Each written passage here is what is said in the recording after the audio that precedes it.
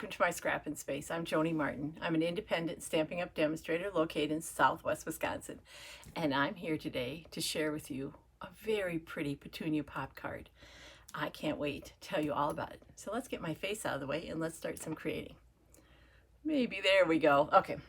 So first of all, I'm going to be using products from the Unbounded Beauty Suite. And those can be found in the new annual catalog. There's a collection of papers. There's an amazing stamp set, and I'm going to show you what it can do.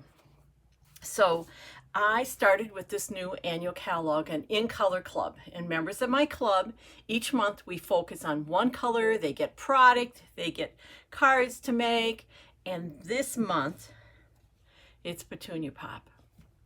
I think this is my favorite of the new In Colors. That's probably why I started with it. And this paper, it's right here. Let's see if I can get it on the camera so you can see it. So it's one of the papers in the Unbounded Beauty set. And this is, in this suite, it is 12 by 12 paper. It's wonderful. So I'll get this out of the way. There's a lot with this suite, and there's another video you can watch that I talk specifically about the suite. Let's talk about the card. So the card uses a die and a stamp from part of the suite. Unbounded Love. It's gorgeous. And the front says hope, and the inside says hope is believing in a brighter tomorrow. I bet you know somebody right now you could send this card to. I'm going to walk you through and show you how easy this card is to make. And we're going to use a new embossing folder. I don't think I can make a card without embossing it. Well, I have, but I like to emboss. I think it adds something. One of the things I want to share with you, though, is when you have a paper this pretty and kind of full of print, you don't always notice the embossing immediately, but it adds a texture and a different level to your card. But the good news is with a print like this, you can use pretty much any overall embossing folder. Let's show you how easy this card is to put together. We're starting with a base of Petunia Pop. And this is 8.5 by 5.5, but all the numbers are on my blog, which is linked below. So we're going to just fold this in half. I'm going to grab a bone folder because it's easier for me to get a tighter fold that way.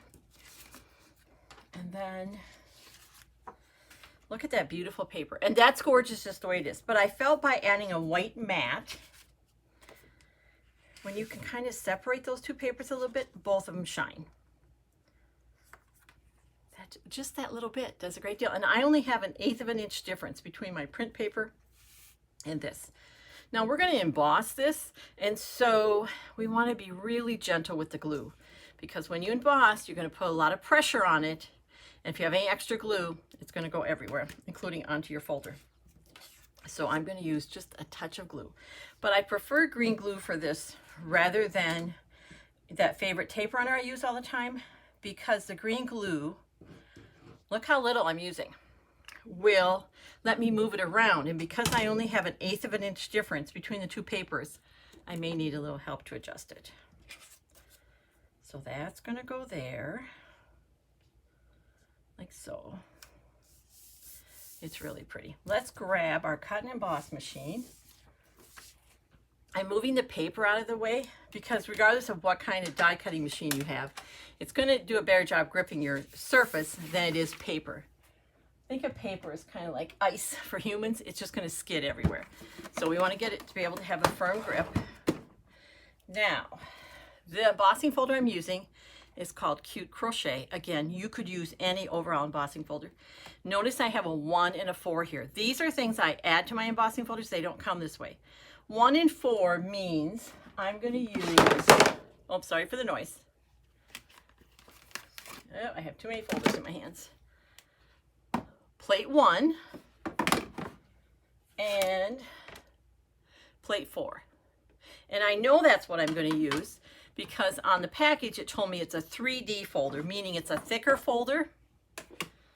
And my plate, because I always use you always use plate 1, you can just check the plate 1 to see what you're going to use. And this says 1 and 4. I just mark my folders because it's just easier and quicker. Okay. If you watch me at all, you know what I'm going to say next, but I say it every time. Embossing folders. I'm going to line this up on that line that Stampin' Up kindly put there for me.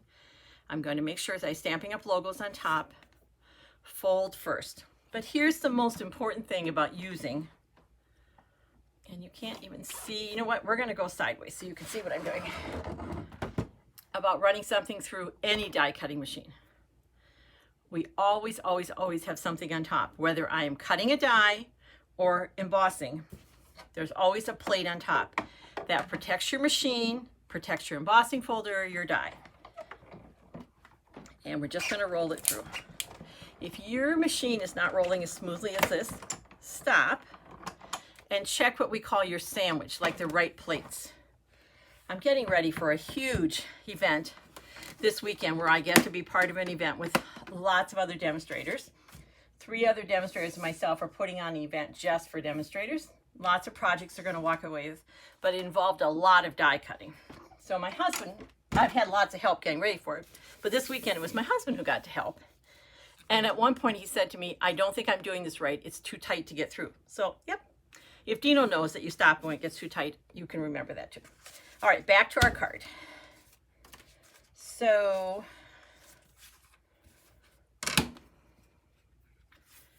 this, again, I know it's, you probably can't even see it. I'm going to just look a second. But it has beautiful texture. And when you're looking at it closely, you can see that it's embossed. This is just going to get attached to here. I love this folder. It's a new one, and it has a great overall design, and it's relatively flat. And I like that because sometimes when you have a flatter embossing folder, it's actually easier to attach. I'm going to reach for some tear and tape. And usually I just put a little bit on, but because it's embossed, I'm a little more generous with it. And then for me, it's easier to attach if my card is open. I'm trying to decide if there's an up or down to this print. I guess there is. So how I determine that is, the flowers, of course, can go either way, but there's some stems that seem to be going in one direction. So we're going to call that up. Now, you could stop here. This is a beautiful card, and you could put any sentiment you want on it. I just wanted to use some sentiments from this suite, and I have a couple of people in mind that I want to send this to. So this is one of the labels that's part of a bundle as part of this suite. And so I used the word hope, and then this is another little label, which I used in a different card also for this suite. But here I'm just doing it in a solid color, and this is what I'm going to do. I'm going to pop this up, meaning I'm going to put some dimensionals on it. If you haven't used dimensionals, think like foam that's sticky on both sides. One side is sticky when you peel it off the backing, and then you can take the backing off. Those of you who have fingernails in better shape than mine, you can probably just peel them off. For me, it's easier to do this. Now, we're just going to add this here, and you certainly could put it in the center. I can't. I spend way too much time trying to find the center. So I typically put my things purposely off center so we know that it isn't even in the center. And then I like this corner, but it could go there, it could go anywhere. I'm going to stick it down there in the corner. Let's grab some glue.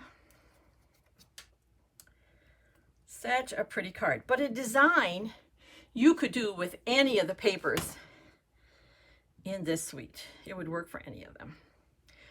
Because we're using this suite with my In Color Club because it includes all the new In Colors. And so they're so fun. Okay, we have that. Now for the inside, remember I showed you this, and it says, hope is believing in a brighter tomorrow. And we could just put that in there, but let's just up our game just a touch. So we have a strip of paper that's a 1/2 inch wide. Now, you know, you're just going to throw this away. So let's use it. I'm going to put this right at the top. And notice that it's a little longer. For me, I do that because it's easier for me to hold on to, like handles. If you're new to watching my videos, I have a lot of hand issues, we'll call them. Arthritis, other things that sometimes it's harder for me to hold on to paper and do things. And so I kind of have lots of hacks that make it easier for me to continue to paper craft and not let my hand issues get in the way. There we go. So I'm going to line this up at the top. And because I'm using that multi-purpose glue, I can kind of move it around till I have it where I want it. There we go. And while we're gluing, let's glue one more thing, then we'll come back and trim. We are not sending this beautiful card in a naked envelope. So I have a strip of paper that's 2 1/4 by 6. I'm going to put it on my envelope flap. And the easiest way I found to do that is to first fold it back. And then we're going to put glue just around the outside. But you want to go all the way around the outside. That gives a good seal, so there's no gap around here that one of those mail machines can catch it and rip it. Ask me how I know. I learned the hard way on that one. So we have this beautiful paper. I'm now holding it up and I'm going to push it against that kind of wall that I'm forming with this envelope. There we go. Let's do some trimming. Grab my snips. Such an easy card and so beautiful. And there are so many sentiments in here. And what I love is that there's one that easily works on the front and one that goes on the inside. But like the word hello would fit. See, that's that little square I used. I just didn't use the outside piece. Or faith, friend, so many things you could do with that. Okay, then we're going to put this on the inside.